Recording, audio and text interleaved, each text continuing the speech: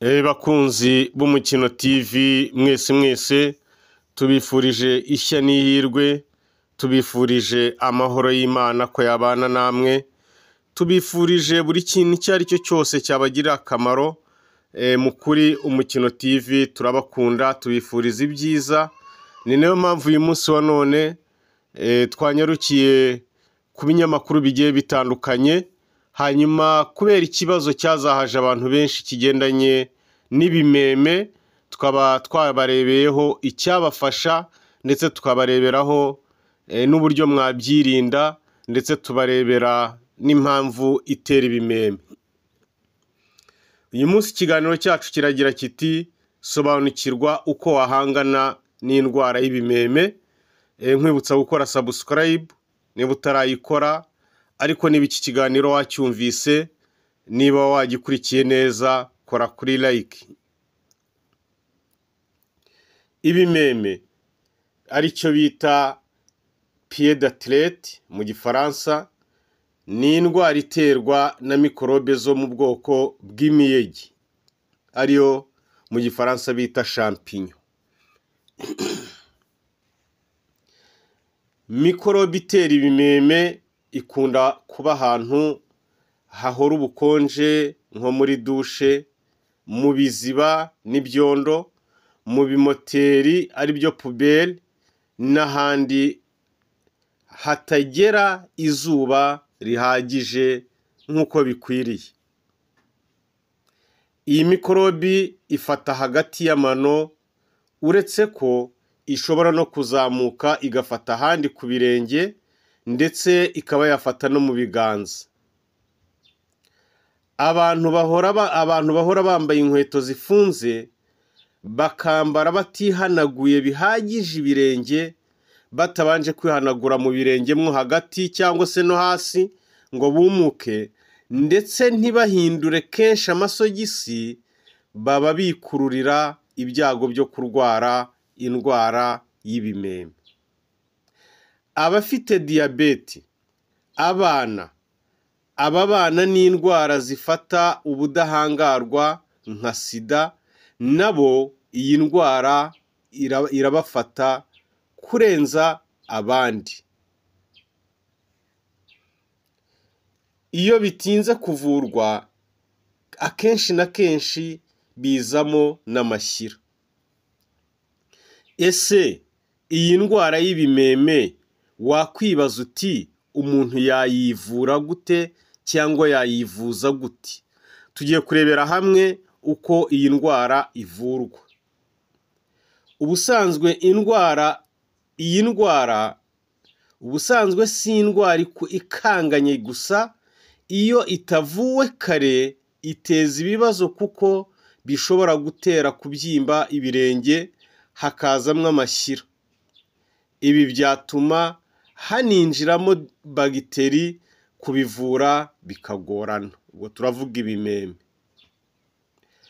Imiti irimo mu miti bivura harimo iyo gusigaho n'iyo kunywa, hari n'iyo wakwikorera ubwawe mu gihe bidakabije.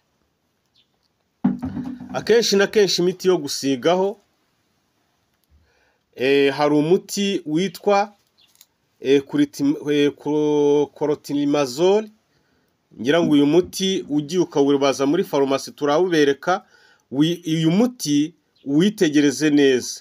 Hakazamo miconazole ya 2%, ariko umuti wa mbere twabwiye ni clotrimazole 1%, hanyuma wa kabiri ni micronazole 2%. Iyi miti iba ari amavuta usiga inshuro 2 ku munsi, umaze koga ugahanagura hakumuka. Hanabaho kandi imiti y'ifu ya clotrimazole ndetse na miconazole. Iyo miti ukagenda ukayisiga, nayo ikora kimwe n'iy'amavuta.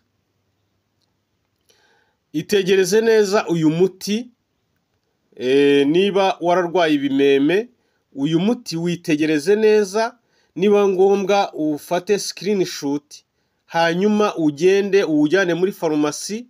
Niba utabonye umwanya wo kujya kwa muganga, ujye kuri farumasi yizewe neza, uberekeye umuti bawuguhe, ujye uwusiga umaze kwihanagura, wihanaguye neza wumutse, hanyuma uyu muti uwusige hagati y'amano, uwusige aho urwaye hose ibyo bimeme.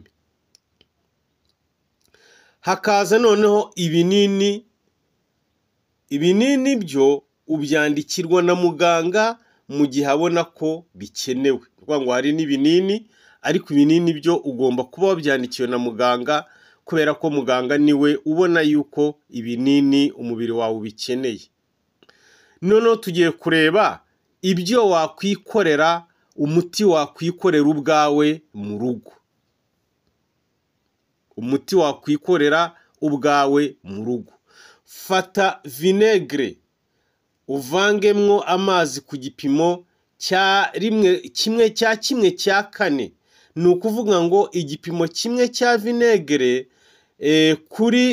ku nshuro enye z'amazi. Niba ufashe agakombe ka vinegere ugafunguza udukombe 4 tw'amazi, ukandagiremo mu gihe cy'iminota nibura 10, ubikore 2 ku munsi. Uwo ni umuti wa mbere wakwifashisha. Hanyuma umuti wa kabiri, ushobora gusekura tungurusumu ukayishyira aharwaye, hanyuma bimareho umunsi, ubikore mu minsi 3. Urumva kwisigaho tungurusumu ukayishyiraho iminsi 3. Hanyuma tugiye kurebe se ni gute wakwirinda ibimeme. Ni gute wakwirinda kuba wakwandura ibimeme. Iki nacyo mukurikire neza, kandi turabibutsa gukora subscribe, turabibutsa gukora share, turakwibutsa gukora like. Iyi ni Umukino TV. Irinde gutizanya inkweto n'amasogisi. Icyo ni icya mbere. Icya kabiri, mbere yo kwambara inkweto banza uhanagura ibirenge no hagati y'amano, wumuke bihagije. Icya gatatu, niba ujya ubira ibyuya mu birenge, jya ubanza ubisigeho icyo bita bicarbonate mbere yo kwambara inkweto. Bicarbonate uzajya kuyireba kwa muganga cyangwa se muri farumasi ikwegereye, yizewe kandi, ariko farumasi nyinshi zo mu Rwanda zirizewe. Ariko n'ahandi hose, kubera yuko Umukino TV ntabwo ariyo mu Rwanda gusa, ahubwo Umukino TV niyo ku isi yose. Icya kane, niba dushe yawe cyangwa se wakarabiyemo irimo amakaro, jya uhita uyumutsa ukimara koga, unacane itara byibuze amasaha 3. Ibi bifasha kwica mikorobe zitera ibimeme. Icya gatanu, ubwo ariko ntabwo ari amakaro hariho hose, no mu zindi dushe mu gihe ubona hatajya humuka vuba, wakoropa ukabona ntihahise humuka, jya ubigenza gutya, ariko ntukajya usiga dushe igitose. Tugeze ku cya gatanu, ndetse ari nacyo cya nyuma. Gerageza kutambara inkweto zifunze buri munsi. Niba arizo ufite gusa, ukigera mu rugo jya uzikuramo, uhite woga, unihanagure mu birenge neza, ibirenge byumuke. Rero nshuti zacu, nshuti z'Umukino TV, ikiganiro twaba tugisubikiye hano, ariko mugerageze musure Umukino TV, mugerageze mukore like, mugerageze mukore subscribe ku batarayikora, kugira ngo mudutere imbaraga, kugira ngo muduhe courage, hanyuma tujye tubashakira inkuru nziza nk'izi ngizi tuzibagezeho, kandi ziba zikenewe cyane. Dusoreje hano rero, tubifuriza ibyiza by'uyu munsi, tubifuriza umwaka mushya muhire. Ubwo rero tukaba tubashimiye mugire amahoro y'Imana.